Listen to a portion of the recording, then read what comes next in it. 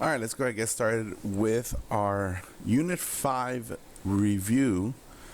This is your video lectures for the entirety of Unit 5 in preparation for your unit exam. So, of course, Unit 5 deals with the modern era, looking at the years of 1750 through 1900. So there's going to be 4 major parts, and each part is going to have a video. Part 1 being the main or the biggest part is going to have 2 parts, 2 videos to it. So we're going to be looking at industrialization and global capitalism. That's going to be the biggest part. We're also going to examine imperialism and the formation of nation states. We're looking at nationalism and the revolutions, the Atlantic revolutions. And finally, we're going to take a quick look at global migrations. So again, our first focus is going to be on industrial revolution, right, and the creation of a global capitalist trade network. And the industrial revolution is going to be a major turning point in world history, arguably the most important turning point.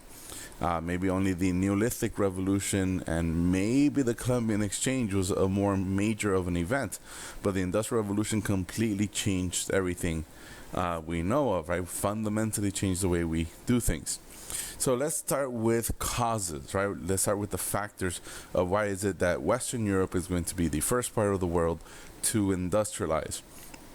First of all, they're going to have the perfect combination of natural resources and supplies of natural resources like coal, iron, and timber. Europe is going to undergo a population growth in the 1700s thanks to increased farming techniques and increased use of chemical fertilizers. This will mean that the population is going to grow, which is a necessary step. We're going to see urbanization as a result of the enclosure movement, especially in Great Britain. More agricultural productivity means you need less people out in the farms, and therefore more people can move to the cities to search for wage jobs at factories. Britain and other countries are going to have a strong tradition of private property ownership, and therefore legal protections allow people to securely and safely invest money into their businesses to increase their productivity, increase their profits. Europe, especially England, is going to have quite a bit of canals and rivers that are going to be the primary mode of transportation and at the beginning a primary source of energy. Foreign resources through access to foreign resources through the by having colonies around the world. And of course, money or capital, right, which is money you can use to invest. So Britain and the other Western European countries are going to have most, if not all, of these factors, and will allow them to become industrialized. And here we see again all of different factors in a nice graphic organizer. Now we're also going to see machinery, right? New developments in technology. They're going to adopt fossil fuels as a form of energy instead of using human or animal power. These new machines include, of course, the steam engine and later on the internal combustion engine. Fossil fuels, at first we're going to rely mainly on coal, and later on we're going to switch to oil or petroleum. And again, you need the fossil fuels to run and operate these new machinery that are going to get developed. We're going to see the creation of a new labor system, the factory system, right? We're going to have a lot of people working together in a single location, right, where all these machines are going to be housed. You're going to be people are going to be working together. We're going to see the specialization of labor, that idea of, or the division of labor, how each individual worker is going to, do one small part of the entire project, and that's going to increase productivity and lead to mass production. And again, here we see some of the earlier factories that were used in, during the Industrial Revolution. We also, of course, need to identify that even though it starts in Great Britain, we're going to see that the Industrial Revolution is going to spread throughout Western Europe, places like Belgium and France, Germany, Italy. Eventually is going to spread to the United States. And towards the later on in the late 1800s, we're going to see that Japan and Russia are going to be state-driven, meaning that the state is going to sponsor, going to pay for the industrialization of those countries. The government is going to be directly paying for it instead of like private businesses, which is what happened in Europe and the United States. So again, you have all these new technologies, cotton gin, steamboats, right? We have the new policy or new division of interchangeable parts, right? That method, that therefore you can produce things more quickly, because if it breaks down, you can switch out one small piece instead of replacing the entire product.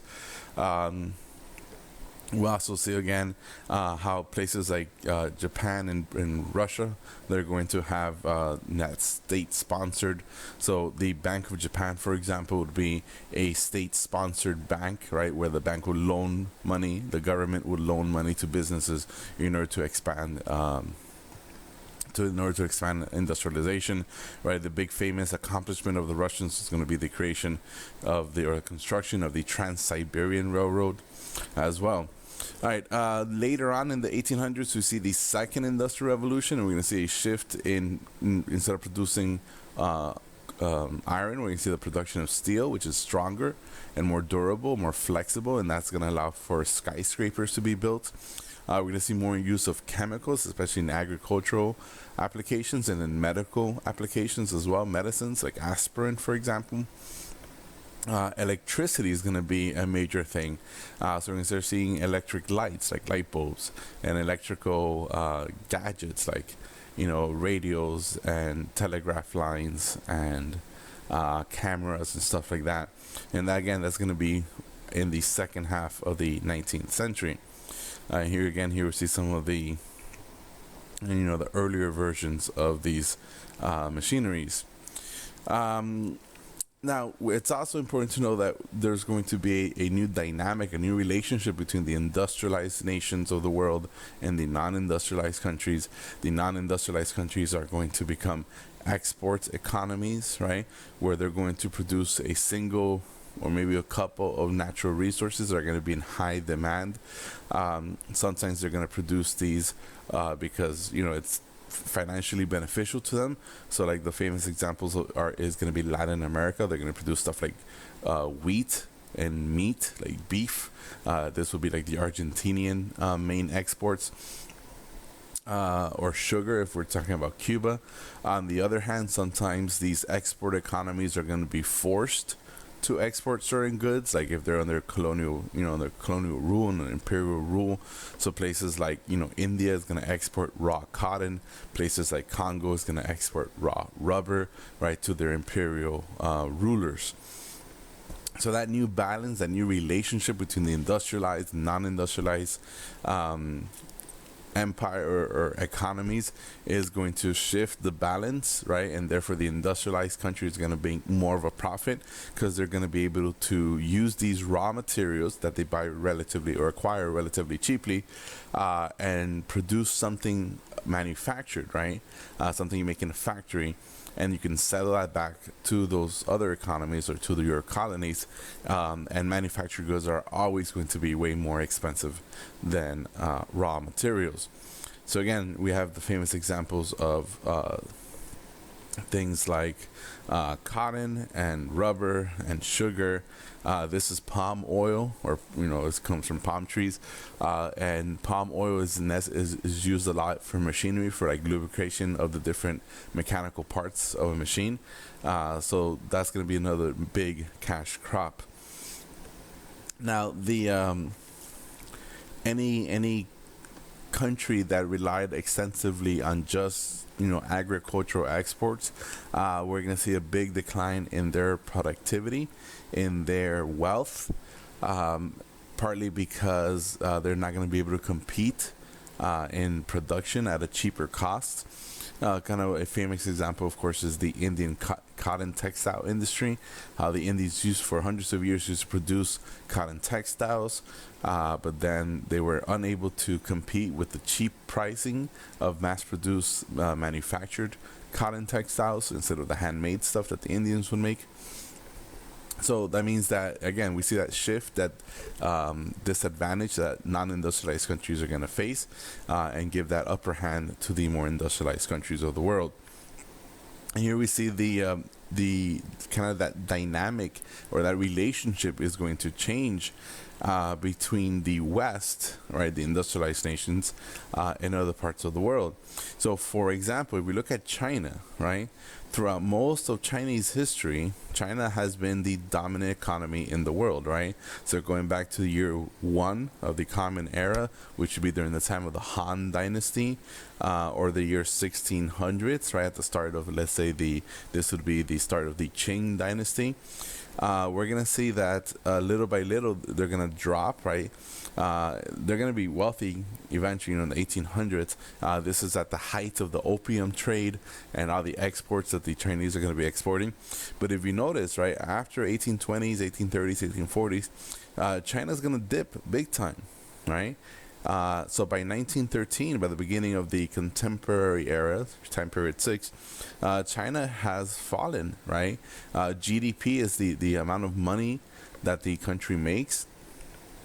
And if you look at China by the end of the modern era, because they had not industrialized, their economy had collapsed basically. Same thing would be for India, right? We see India here, and eventually it's gonna decline little by little. Now, if you notice, places like Western Europe, right? Western Europe, this is in the time of the Romans. This would be in the Middle Ages of the post-classical era. By this time period, we're looking at, the discovery of the New World and the Columbian Exchange. All right, look at its height all the way at the top. In 1900, Europe is going to be the dominant economic power in the world. And again, all of this is going to occur during the Industrial Revolution. That shift between the East, right, places like China and India, and the West, places like Europe and eventually the United States, is going to shift as to who is the most economically dominant region, and it's going to be the West after the Industrial Revolution. And that's still the case, obviously, now into the contemporary period, even though China, if you notice, China is on a steep increase, steep rise. All right. Now, because these Western countries are going to industrialize so quickly, they're going to need to create consumer markets. Remember, so a consumer market is basically the need to have people to sell stuff to, right? People to consume the products that you make in your factories. Remember, the Europeans are all producing all these products in mass supply. So therefore they can't really sell it to one another because there's not enough demand in Europe for other people's manufactured goods. So the solution was to go around other parts of the world and kind of try to force them or bully them into opening up trade with you. Famous examples include how the British and the French kind of like forced their way using opium or using war, because the French did go to war against China as well after China had lost the the Opium War. So this was kind of the way of opening up China so that the Chinese are kind of like bullied or forced into purchasing manufactured goods from Europe. The same thing occurred in Japan. Remember how the United States sent that naval commander, the Commodore Matthew Perry, and he comes into Japan and tells them you have to open up trade or else we'll come and conquer you, type of threat. So the need for having customers for your goods is going to kind of like encourage this idea of, well, we have the power, we have the superior technology, we might as well bully people around or bully other countries around and force them to buy the stuff that we want. So here we see again the trade relations, the trade negotiations between the British and the Chinese. Remember, at first the Chinese had the upper hand, where the Chinese can choose to reject any treaty with Britain, and for a while they did, because the British refused to perform the kowtow, right, to show loyalty to the Chinese emperor. But by the time of the Opium War comes around, the British definitely have the advantage. Now, we're also going to see that there's going to be a big increase in mining around the world, because mining is going to is where you get your supply for metals. So of course, the main metals are going to be stuff like steel and iron. But we're also going to need a lot of copper, and Mexico is going to fill that, that void or fill that demand. Mexico has tons of copper mines, and the copper is going to be used, of course, for like cables or for electrical wiring, right? Because they're so good at conducting electricity. We're also going to see gold mines, especially in South Africa, diamond mines, where your people are, mining to create, luxury goods, essentially. So we're going to see again big increase in mining all over the world, and it's going to become more extensive because we're going to see more use of machinery. So instead of people like digging, into the earth, we're going to see machines digging now, are being used to dig stuff, and therefore acquire more of these metals and other luxury goods. So again, South Africa is going to be the main source of gold and diamonds. A lot of gold and diamonds going to come out of here, just like how silver was that main source that came from the Andes, from South America. Now the shift is going to be to gold and diamonds from South Africa. And of course, all these diamond mines and gold mines, they're going to be owned. They're going to be, owned by the either wealthy, European businessmen, or owned by the states, right, by the governments themselves. We're also going to see new changes in understanding of business and the relationship between people and the government and economics.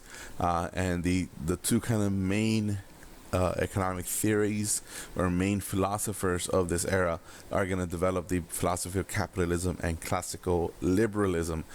So what I mean by this, Adam Smith is the founder of capitalism, right? He writes the famous book, The Wealth of Nations, and in that book he says, that it's important for people to own private land for themselves, that the government shouldn't get involved, because the more the government gets involved, the more interference there is, and therefore it's going to put a limit to how much economic growth there could be. And everything, Smith argued, everything was motivated by profit. So businesses are going to produce what they can at the cheapest cost, and to maximize their profit. John Stuart Mill is going to be another famous philosopher of the Enlightenment era. He's going to be a big supporter of liberalism, or what sometimes we call classical liberalism. Essentially, he's going to say that individuals should have the most amount of freedoms possible, and therefore the government should have the most amount of limits on their power. Therefore, the government cannot take away or restrict the freedoms of the people. So this combination of governments being hands-off is of course going to eventually lead to that laissez-faire capitalism that's going to be the dominant ideology, belief in capitalism throughout the 1800s. And that's of course going to lead to a lot of worker abuse and child labor and unfair treatment, unfair payment to women and stuff like that, because that's going to become the standard belief and policy around the industrialized world. So John Stuart Mill and Adam Smith, again, big supporters of capitalism and liberalism. All right, so that's it for our very first part, dealing with the Industrial Revolution. See you next time. We have 4 more parts. Yeah, 4 more videos. See you next time.